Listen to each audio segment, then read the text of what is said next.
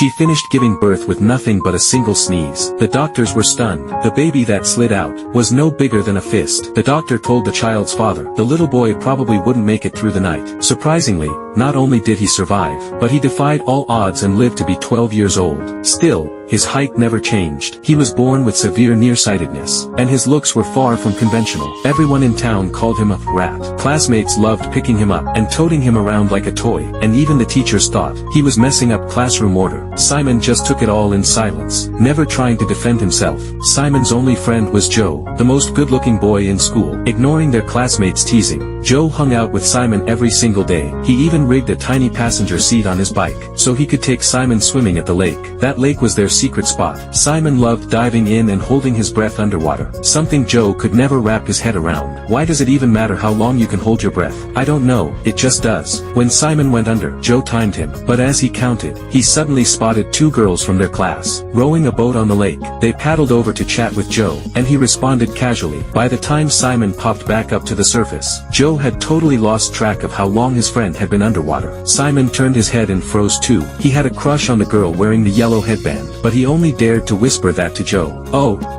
Marjorie, hold on. Simon's got a question for you." "What is it, Simon?" "Nothing.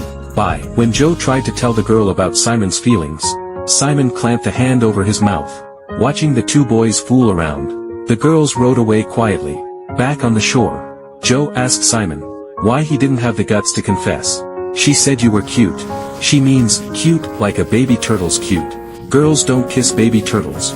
Simon stared at the girls as they rowed off, staying quiet for a minute, but he quickly perked back up. He had this stubborn faith that God made him this way, because he had a special mission to carry out. He wanted to be a hero.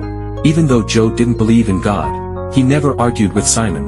Joe was an illegitimate kid, and his mom, the prettiest woman in town, never wanted to tell him who his dad was. Every time his mom showed up somewhere, she turned the heads of every man around.